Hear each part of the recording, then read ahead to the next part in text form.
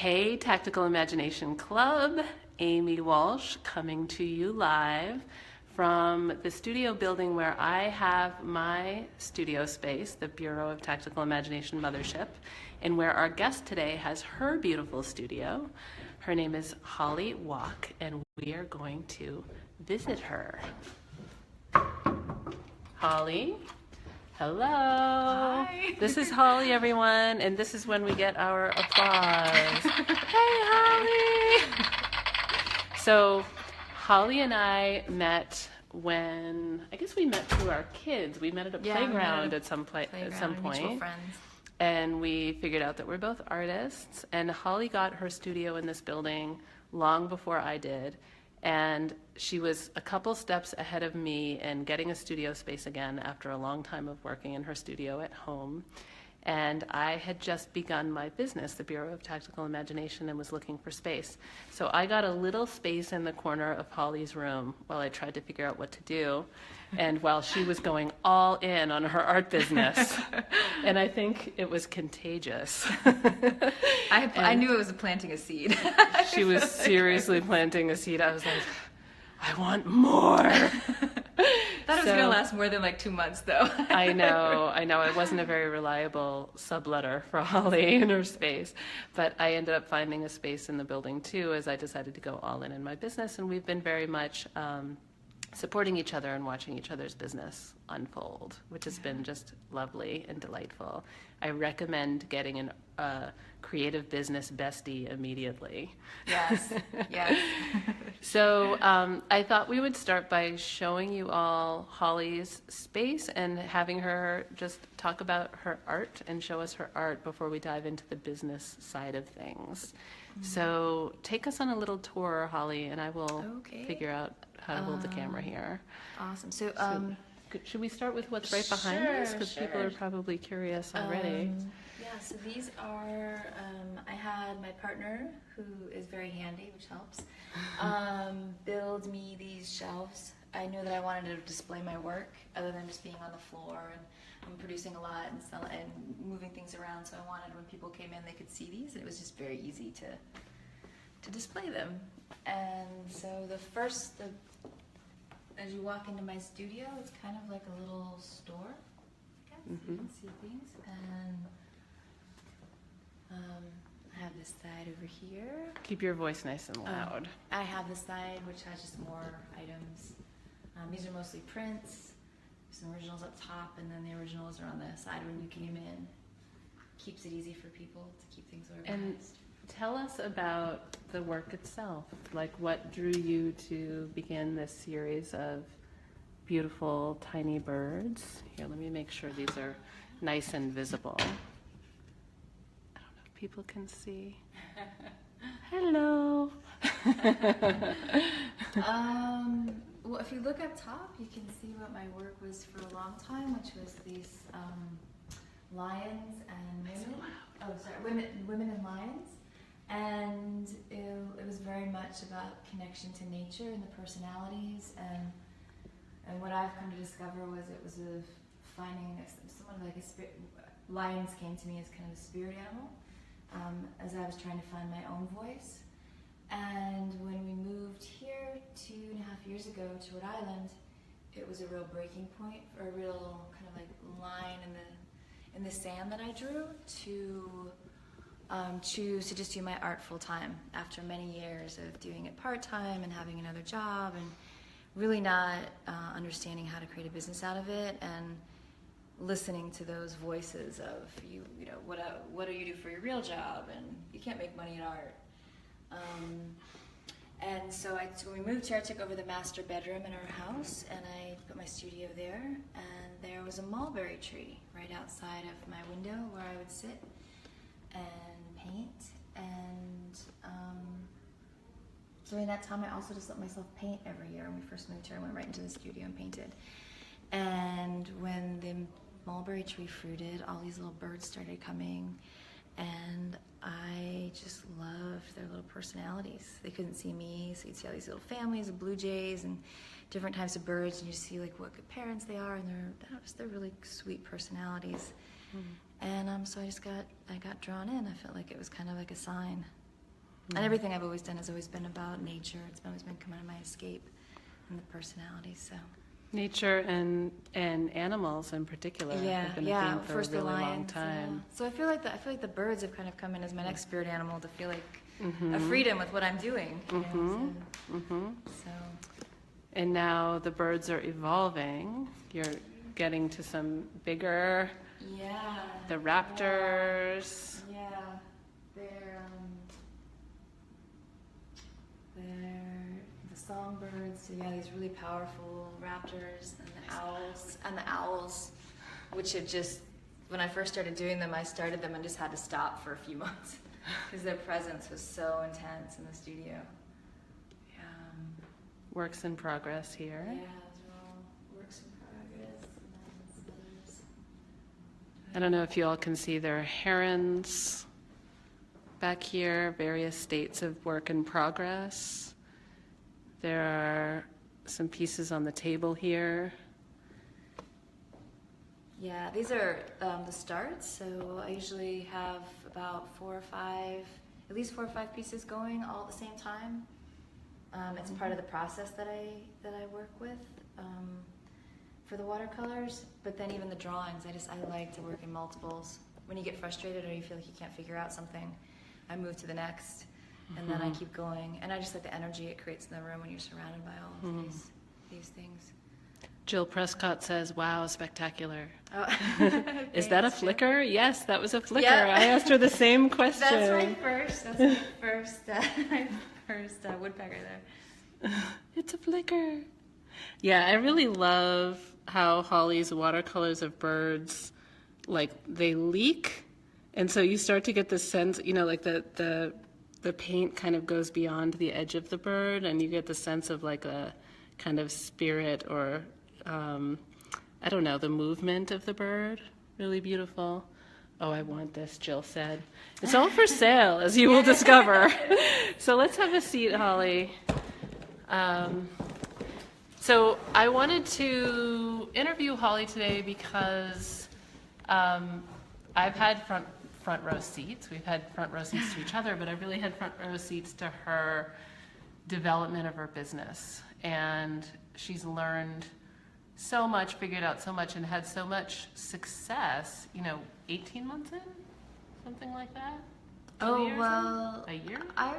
Well, it's interesting. I would say the start of my business really was January 15th of last year when I moved into the space.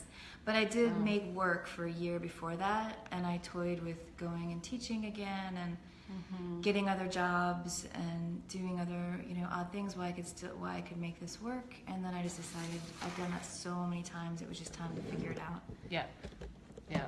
So that you're kind of moving into the first question I had for you, and you've spoken to it in a little bit already, but what allowed you to decide to go all in? Like, where were you before you decided to go all in your business, and what finally allowed you to just was it frustration? Was it hope? Was it desperation? Was it confidence? Like, how did you tell the story of how you decided to do this and really throw yourself all in this environment where everyone says, oh, you can't really make a decent living as a painter?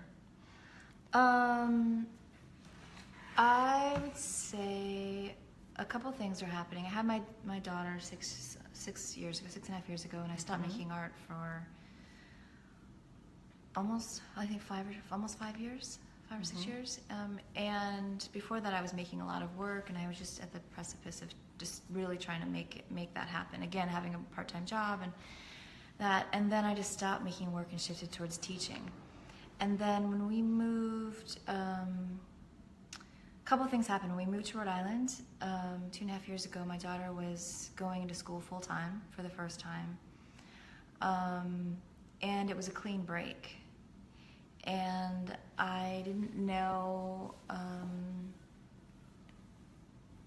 I thought about teaching and doing what I was doing in California, and it just didn't fit. And it just didn't sit well in my gut, and every time I thought more about it, it just didn't make sense, and it didn't make me happy or fulfill me. And I just thought, well, you know what, let me just do this. And the first thing I did when we did the house, the first room that was completed was I built my studio. So I knew that there was something that I just kind of followed that. Yeah. And then I would just go into my studio every single day and produced for the year before I got this space. And got my skill set back up, and I just started getting little indicators. Like someone I went to grad school with was the curator for a gallery at her school or college, and she saw my work on Instagram. And it was just like every time I thought like, oh, I don't want to do this, I would get little things, or I'd get, you know, some kind of compliment or some kind of good feedback. I'd get some kind of award that I applied for with my art. And so every time I thought about going towards the teaching and doing that again and built that, it just, this other stuff just kind of, I got little crumbs that kept me going. And I listened to, Amy and I talked about this, I listened to a lot of podcasts, a lot of business podcasts that had nothing to do with art. And I just started listening to all these people doing impossible things and how they were doing it, and realizing a lot of it was a state of mind, and working hard. And I'd worked hard my whole life. I've always had usually several jobs and done a lot of things. So I don't know. I just made. It was a good break. It was a break. Moving here was a break. It like cleaned the slate. It was like I realized I could reinvent myself. Yeah, but it wasn't like you had a lot of like material comfort from which to do it, right? Because you and Mark both were kind of like figuring out jobs and didn't have a stable source of income, and you know. Yeah, it was kind of the worst time. we bought a house for the first time. That's what I'm thinking of. Why did you decide to do this at the most unstable financial time? Yeah, we had just bought a house. Neither of us had gotten a job moving here. We moved to Rhode Island, which doesn't have a very good, or doesn't have, I get in trouble for this, but doesn't have a really good, traditionally good job economy. Especially after coming from New York City and the Bay Area in California, where there's a lot more higher paying jobs. And I worked in the bar industry for a very long time and made a lot of money working as a bartender and managing. And that was really easy to do. And none of those, I don't know, it just didn't seem, teaching didn't pay that much here either. So nothing was really jumping out. And I don't know, I just had this belief that we could figure it out. But yeah, my partner didn't have, he wanted to get out of corporate America too, and has, so he's starting his own business. He's about a year behind me. So none of it was, and we had a mortgage. And a child.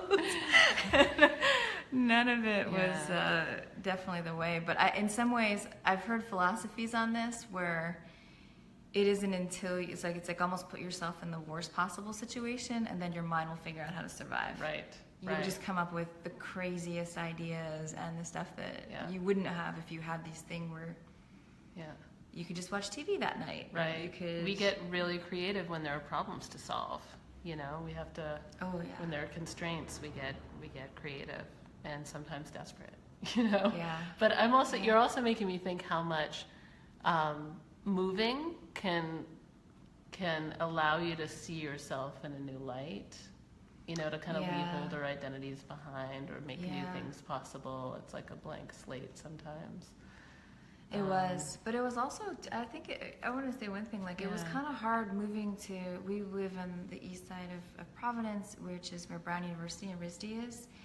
And there was also a lot of self-doubt with that, because there were so many of the people that I was meeting were teaching at these high-powered institutions or successful artists in different realms. And so there was a lot of stuff I had to kind of deal with, internal stuff I didn't realize I had. I'm glad you said that, because I think a lot of, well, actually first, before I say this, I didn't say this at the beginning, so I want to say it now. Sorry. Those of you who are watching, we are going to do question and answer at the end, in about 20 minutes, 20, 25 minutes. So as you are listening, feel free to comment away, feel free to ask questions, and we will come back and answer your questions near the end. And feel free to talk to each other. We probably won't look at the comments that much until the end, but do ask your questions. There's no silly question. And Holly is a pretty transparent person, so you can get personal, and if she doesn't want to answer something, she won't, but go ahead and really ask what you want to know. So the thing I was just going to say, of course I lost it now, but you were talking about, what were you just talking about? Oh, yes, that I think for artists and non-artists, starting your own business or starting something new from scratch where you don't have that sort of built-in community of like an institution, the Right, status, yeah, and all the stuff that comes with other kinds of jobs, can be really isolating. And you can sort of feel like, you know, like, who am I amongst all these people who are somebody? I'm new in Yeah, town. it felt really, I mean, a little bit about my background. I went to the New York Academy of Fine Art for my master's. I say that I did classes at the Art Students League and New York Studio School.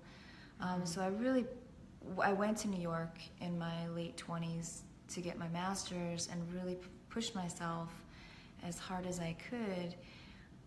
But there was something that just didn't feel right about that world, the gallery world and the academia. I didn't see anybody that seemed. Not that there aren't a lot of happy people, and a lot of my classmates are doing really well with their careers, but for some reason, for my personality, it just didn't seem to fit. Yeah. And I think maybe because I don't know, I like having control of my own destiny a little bit more, and that whole world felt very, very. It was very permission based and approval seeking, and you were waiting for someone to tap you that you're talented and you're great, and kind of get into these realms. So I didn't know that there were other ways to create a world where you can be making and selling that was more independent. And I think that's very much changing, and I would love to answer any questions about that. Yeah. I'm just getting this started on here so we can see comments as they come in. So can you say, I don't know how easy it is to encapsulate this succinctly, but can you talk about when you decided to go all in on this business a year ago, as opposed to now? Like, how did you think about your business model and how you were going to bring money in, as opposed to where it is now? Because it's been through several evolutions over the course of the year. Yeah. And then ending with really letting people know, like, what are your sources of income now? And what is, you describe it as an emerging business. I describe it as a thriving business. We'll duke it out about that. Yeah. But where are you at now? Like, what's been that journey over the course of the year in terms of the sustainability and the growth of your business?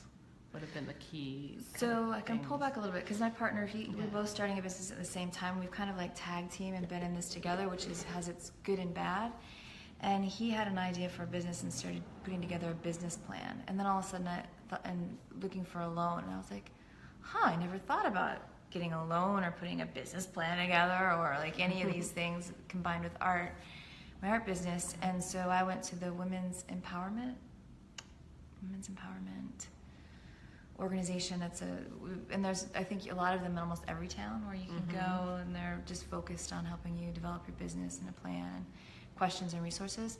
And I met with a mentor for about 2 or 3 months before I moved into this space, and he went through profit and loss statements with me, and talked to me about different ways that I could make money as an artist and the skills that I had, and making that into a business. And we distilled that down to kind of like 3 areas, which would be art making, and creating an art school. And an art school seemed like it was the most possible. So I spent a lot of time putting that together, and fleshing that out and coming up with ideas for classes, and there was a third thing? There was art school, art making. Was there a third thing? There is now. I can't remember if there was at the time. I think it was mostly like art sales and the art school. Right. Now I'm getting into wholesale, which is art sales, and then I want to start to get into licensing, which I haven't dipped my toe into yet, but I'm very interested in.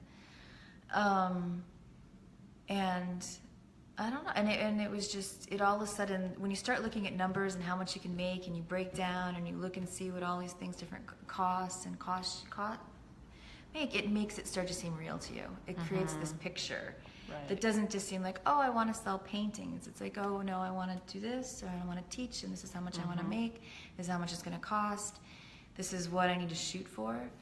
And that was really, it was really empowering to think, it just made it seem real. Right.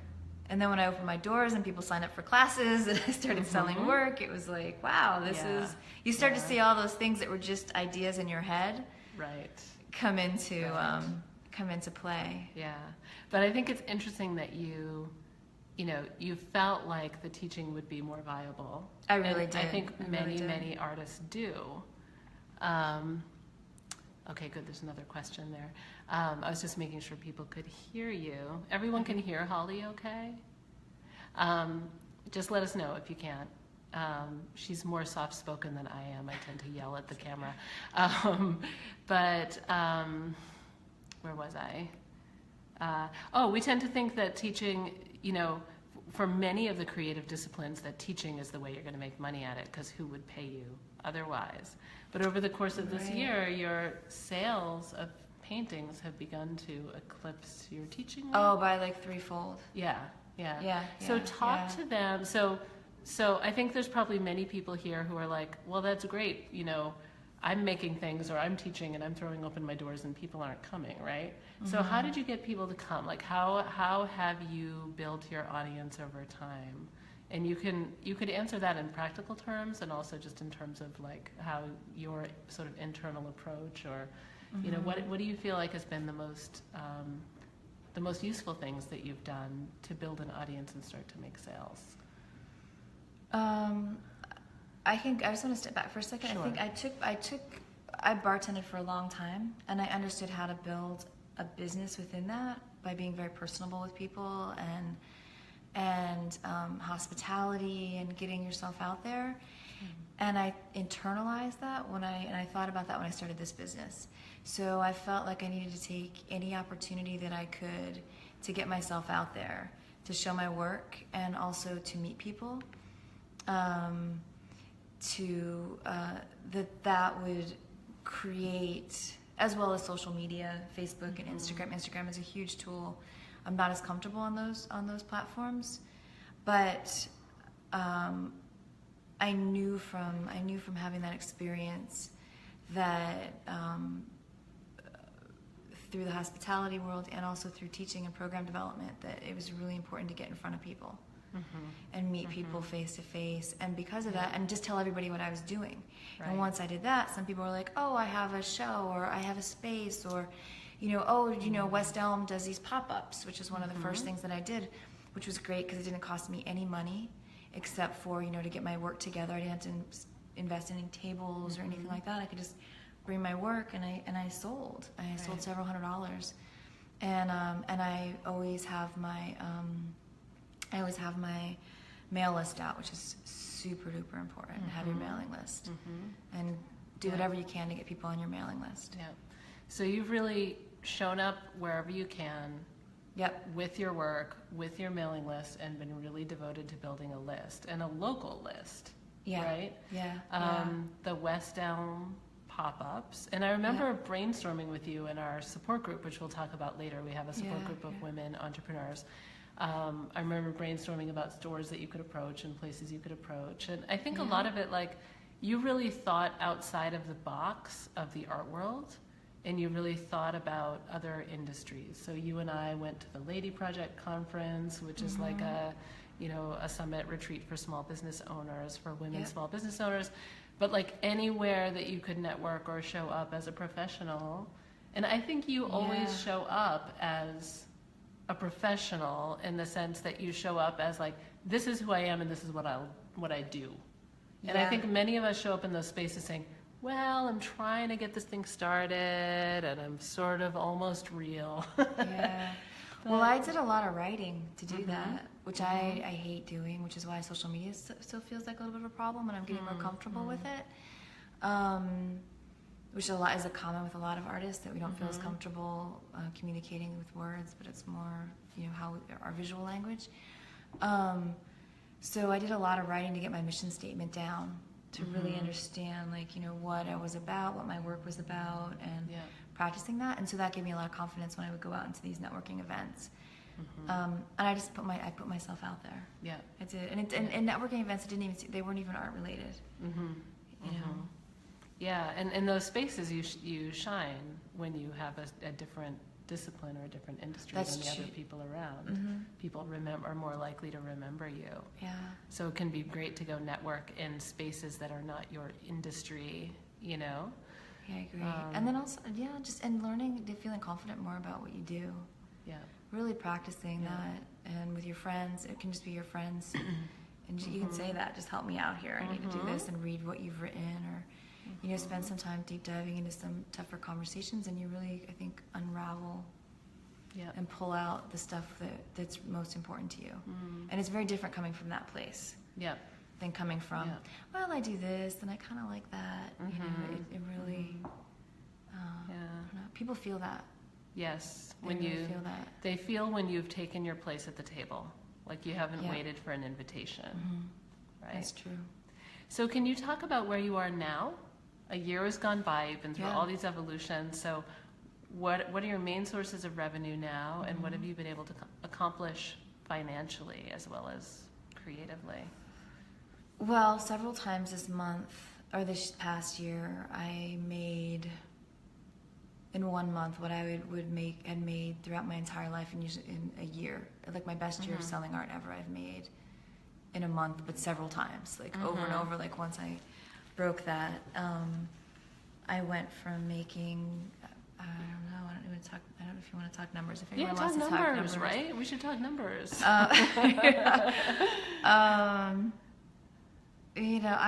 What I think I made, the most I'd ever made before as an artist, I think was $6,000 or $7,000 in a year.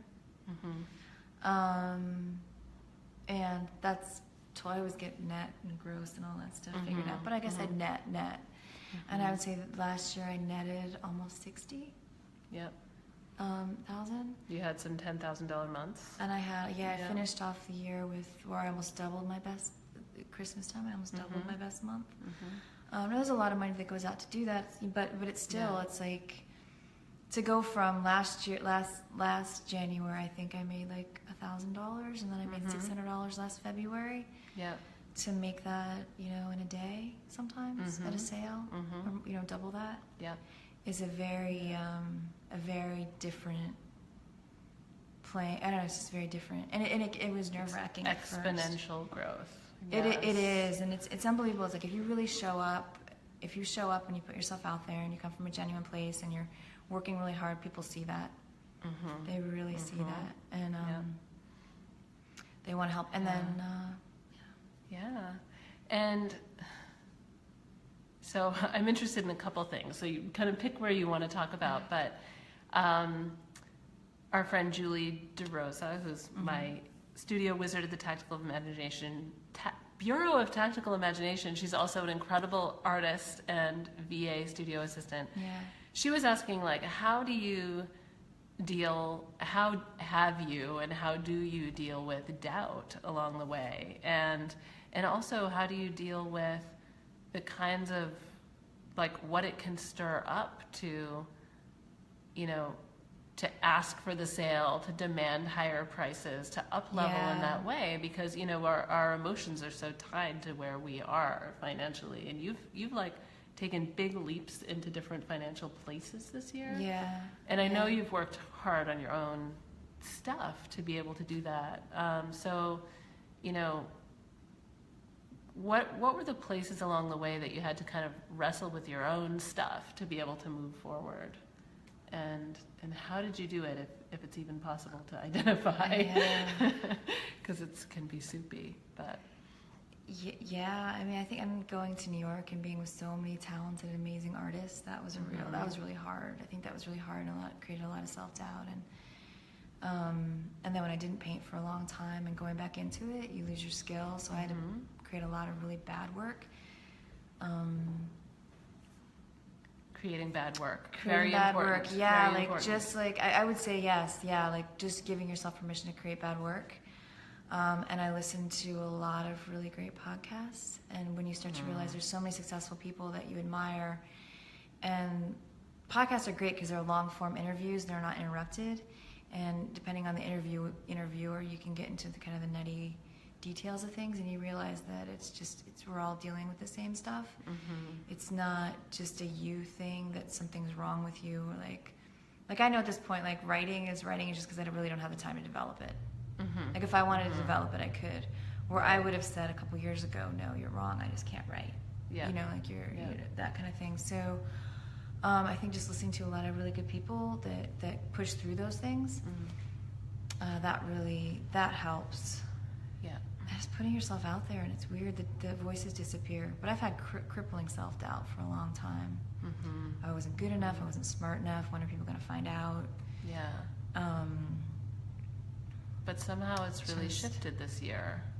It seems like through a combination of internal work and the sort of external. Yeah, I don't the think proof when you show up, things happen, and just Yeah. proving that to yourself over and over, right? Yep. I read, I read the Tony Robbins. I read I read a lot of these really great people that I admire in business stuff. They would always say they would unleash the giant within. I think it is or something like that. And I'm like, really? Right. Like, huh? I'm like, all right. You know, like a lot of it, I've just like instead of thinking I know it, I'm like, okay, let me just read the book, or let me just do that, or let me just kind of like don't think that I have it figured out, or it's not just me. Like kind of listen to some of this stuff, and certain things resonate. It might not be the whole thing, but there could just be like pieces of things that just resonate that stick with you. Yeah, I've had the same experience with listening to podcasts. It's almost like one piece of business advice that's out there is that you should always surround yourself with the people who reflect back like where you're going and where you're at, where you want to be. That, you know, and there's all kinds of neuroscience around it or whatever, but it's also just, you know, common sense that, you know, you really absorb the perspective and the mirroring of the people around you. And if you don't know a lot of people who are where you are with starting a business, the podcasts are another amazing way to do it. To just hear endless stories of people struggling and trying to figure it out and doing it.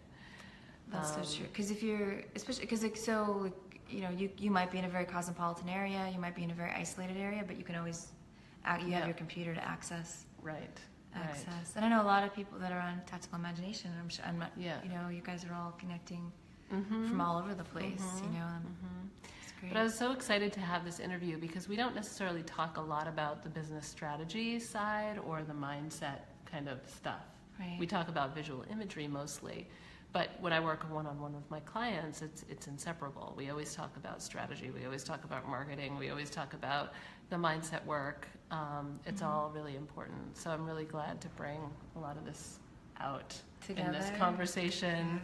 So let's get to questions really soon. So start putting your questions in. I see there's some more stuff in here we can answer. If you were talking to someone right now who is where you were 1 year ago, what would be your like biggest or some of your most important advice for them? What would you have wanted to hear a year ago? I think, you know, trust yourself. You can figure it out. Like, just trust that you're like it. And I still have freak out moments, and it's always like that thing of like, just trust yourself that you're gonna figure it out. Breathe through it, and there's always an answer. There's always somebody out there that you can go. If you don't stay isolated. Get a tribe. We can talk a little bit about that. Like, I have a tribe of people that we've put together. With a group that meets once a week. And just reach out as soon as you feel those like things kind of cave in on you. Go out, meet people, or you know, turn on, read something that's inspiring. Just go on and just trust that you're going to find it, or just put it out there. Like, I want to find people that are talking about this. And Google it. You know, and it'll kind of like rise. You don't have to. It's like letting others lead you. It sounds like you're really saying let others lead you along when you start faltering. Like I needed help with Instagram, and I went and I searched it out and got some help with that, and paid. That was the first investment I made for myself, which ended up being really fantastic, which was Jasmine Star. Okay, Jasmine Star's course. She has a whole course on marketing and social media. And I didn't expect it to be what it was. I expected it was like, how do I engage on Instagram? But it really was helping understand my business and my clients, and gave me a roadmap. And some of the stuff that I thought was like, oh, that's so silly, I did it, and I'm like, oh, it does work. It was just I didn't know how to do it. So investing in yourself is huge. Don't be afraid to invest some money into yourself to learn what you don't know. I see there's a few questions in here, people wanting to know what podcast we listen to, so we should talk about that. Yeah. But before we do, the last thing I want to throw in here is, so around the time that Holly was deciding to go all in, she also decided she wanted a local support network around her that she didn't have in place yet. And she invited me and several other people to be a part of this, and it's called Failure Club. Yeah. And Failure Club, it's based on the work of someone, who's the guy? Who Oh, wrote the Martin book? Spurlock. Martin Spurlock, who wrote From Super Size Me. Yes, from Super Size Me. So the idea is that you meet with a group of people who are all pushing out on their edge towards something important to them, and you know it's working because you fail along the way. You support each other, right? Yeah, like it's like I have ideas that don't work, and stuff. It's like you just have to embrace that that's going to happen, and you're gonna something might come out of it. So Holly started Failure Club. She set a time and a date each week. She showed up every week, even when nobody else did, and she waited for it to build. And over the course of the year, we became this group of 7 women who meet every Thursday. We all prioritize it as much as we possibly can on any given night. Usually most of us are there, if not all of us. And we have a little structure for running our meetings, which we can post for all of you. Yeah.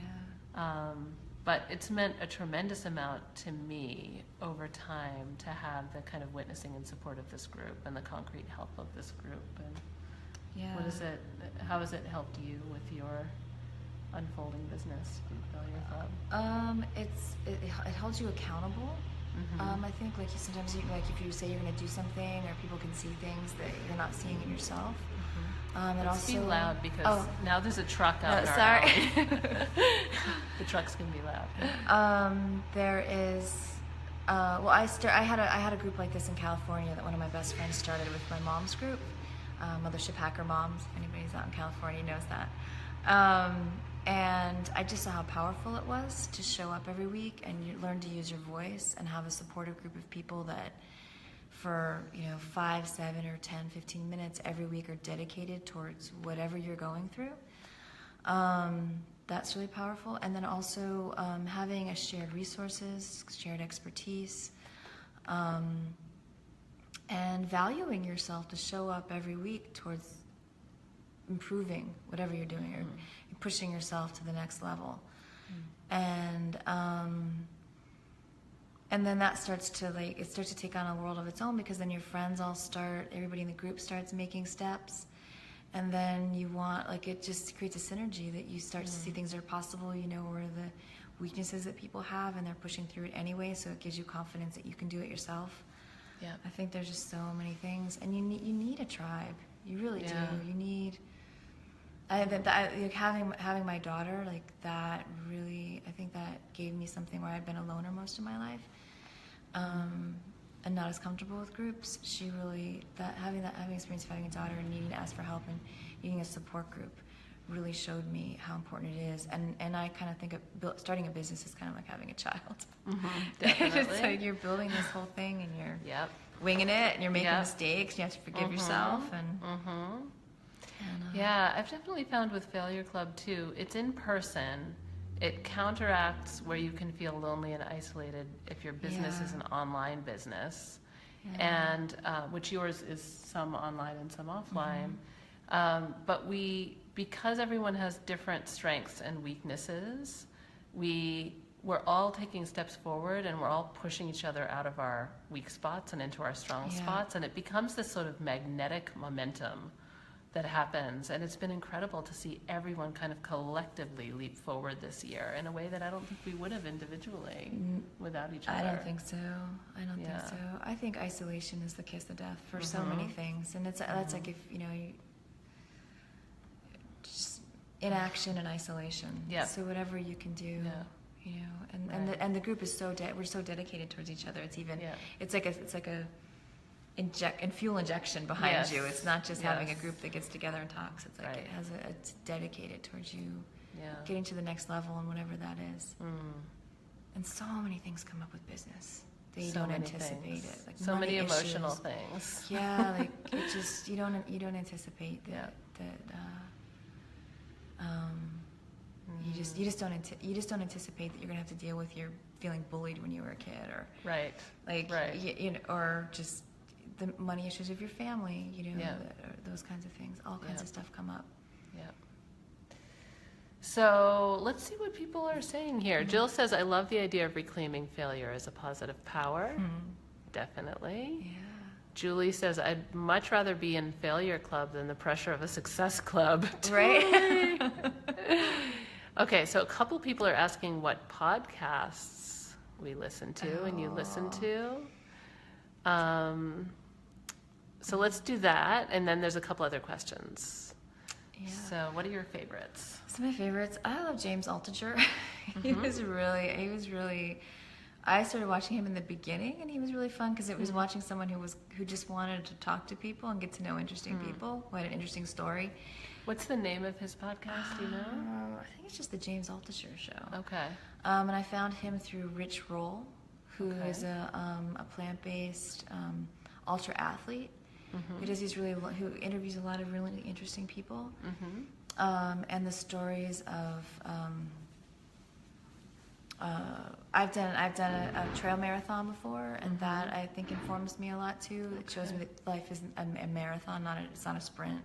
These things, so I draw from that too, and that brought me to Rich Roll, which brought me to James Altucher, which brought me to I don't listen to podcasts as much anymore. It's weird.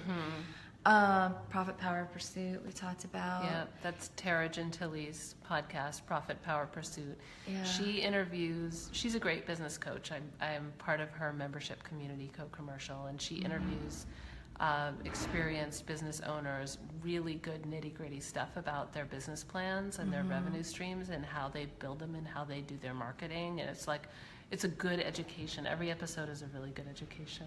Yeah, and I love Savvy Painter, which is just an artist. She's an artist, and she started a podcast and interviews other artists, and I think that's really important. I love Design Matters, which is Debbie Millman. She's a designer. She teaches at the School of Visual Arts in New York, but she interviews pretty well-known designers, but also artists, writers, any kind of cultural people making an interesting cultural contribution, really interesting people. And she really digs into their lives and their upbringings and how and why they think about what they think about. I think she's really fascinating, and that's given me a lot of interesting windows and options, things to think about as well. Yeah, that's good. And the TED Talks are really good. TED Talks are good. How I Built That, or How I Built This. How I Built This. That's a good one too. Those are really good. And The Moth, and I like the Moth podcast. Moth Radio Hour. Yeah, Moth that's it. When you want to kind of Yeah. like just get into like some different stories, because there's always some really inspiring stories through that. That's Also, I'll say, I don't know if this is true for you too, Holly, but I feel like I go through these periods where I absorb a lot of information, and then I just have to tune out and go into like liminal creative zone and just listen to music and just kind of like let it integrate. Yeah, I feel like I've kind of stopped the voices with the podcast a little bit these days, just because I kind of needed to have and I felt like this with my art practice too. Like I got this great education, and then I wanted to I just needed to go into the studio and see where it bubbled up on my own. Yeah. And I think that it's okay to do that too. But when you feel stuck, those things are always there. Right. And then can I mention Anne Ray? Oh yeah, talk about Anne Ray is amazing. She has her own course, and she has a lot of really great free content and interviews out there. And she has a course that works with artists, and she was incredibly inspiring to just kind of like showing how you can do it yourself. And she works with a lot of creatives and how to build their own business. And I found her early on. That was one of those things I'm like, how can I find artists that are making money? And she popped up, and then Ashley Longshore, who's a powerhouse. She's great. And she's a self-made artist, self-taught artist who just had a full exhibition at Bergdorf Goodman's in New York City. First female artist in the history of Bergdorf Goodman's who took over. And she's built her own empire, her own artistic empire. In a way that's totally her and not art world frou-frou at all, but like her with her middle finger up on Instagram. Yeah, pretty much. Yeah, yeah. Yeah. I realized I forgot to ask you, or I asked you, but we didn't quite get to it. Just to briefly list what are your main revenue streams now? Okay. Because I think someone had asked, Sarah had asked, like, what are alternate ways to sell without a gallery? And I think So your I response don't, really yeah, speaks to that. yeah. So I don't sell through a gallery, nor do I plan on ever selling through a gallery, for reasons of like the control reasons too, and permission-based reasons. And nor do I want to teach for an academy or academia. I just don't. Those were lines in the sand that I drew too. I made a clear distinction that I wanted to figure out on my own. So what I do, you can sell through Instagram. You build your audience through Instagram, and sometimes I'll sell things just when people come online. I do the pop-ups. I do shows. I do a lot of outdoor shows. So art and craft festivals and sales. Art and craft festivals cities. and sales, locally. And really, doing the local shows has been huge, and then Instagram has been building my website. Yeah. So I don't. I have my own shop through my website. I don't. You can do your own research on this, but my research showed me I didn't want to go through Etsy or there's other or Saatchi art. It's a lot of money in the end. It really is, and you're doing a lot of work already just promoting your own site. So I'd rather direct traffic go to my site. No one can take it away from you, and that's a nice thing about having your own mailing list and having your own site. It's yours. Instagram can disappear. Other things can disappear, but the more access you have, the more control you have of your own list, makes you less susceptible. And the other thing you're doing is prints of your work, right? So I have selling wholesale. So you have more and more wholesale accounts now at stores. Yep, I'm in 6 different stores locally. And I have a kind of a method for that, where I like to only be in stores where the store owner is there. And then I have a connection with them because they feel that they'll sell my art, or they represent me very well, and it's really great. They always, as soon as I sell, they're really good about giving me my commission and all of those things. And I'm looking to grow that a lot because that becomes more of a passive income. The shows are more, there's a lot of work that goes into them. And so I'm in the process of finding out what the better shows are for me, figuring out where my market is. And that becomes more strategic. So you do have to get strategic and know your market. And I'm connecting with Audubon. I'm having a show with Audubon, which makes sense with the birds. And also learning how to navigate Instagram so that you're finding more your collectors that are interested in what you love, or what you're, well, not what you love, but what you're making. I think that's really important to do research and to see where your market is and where your customer is. I sell out of my studio. So during holidays, I had holiday hours, or I do by appointment. And then classes. And then I promote my classes when I'm at shows too, so that I can, again, when people meet you, it's different than just having a poster up someplace that you have a class, but it's that they get to know you. And I offer a monthly workshop, which is at a lower price point that makes it affordable, where people can just come in and do a watercolor workshop. Where they don't have to think about anything. Everything's provided. There's food, there's wine, there's all the supplies, and you just come in and explore at any level. It seems like you really went from imagining a school that would support your art making to imagining that, or to the reality that your art making is what's front and central. It's the main thing, and actually the teaching gets to be something that you love, something that's part of your revenue plan, but it's really part of building the larger community around your work, which is a big distinction, right? It is. And then inviting people in through the classes of other artists and young artists and people that are interested in starting their own art career, and being able to pass on that knowledge, one from like having the experience of going to the academy in New York, and I've worked in high schools in California and Oakland and Title I schools, some really tough areas for a long time, and I just loved bringing the experience that I had from these higher institutions into communities that didn't have access. And I love bringing. I think when you get older and you've spent so much time research, looking and developing your craft, and now business and an art making skill, I feel like I love being able to give back that knowledge. I think it's really important. Really important. Yeah. Heidi said, love the podcast recommendations. I can't always hear the names though; they go by so fast. Heidi, I do show notes now after these episodes where I recap the show, and I also put links to any resources that were mentioned. So I will make a list of the podcast with links and put them in the show notes. I email those out. I don't know if you're on my mailing list, but you should get on my mailing list so you can get that email tomorrow. And you can go to amywalsh.net to get that, to find a place to sign up for my mailing list. Jill says, what I appreciate about this conversation is that even though what I offer as someone self-employed wouldn't be considered art in the regular sense, there's so much of what you're sharing that still applies. Yes, that's exactly why I wanted Holly to talk to you today. Yeah, it does.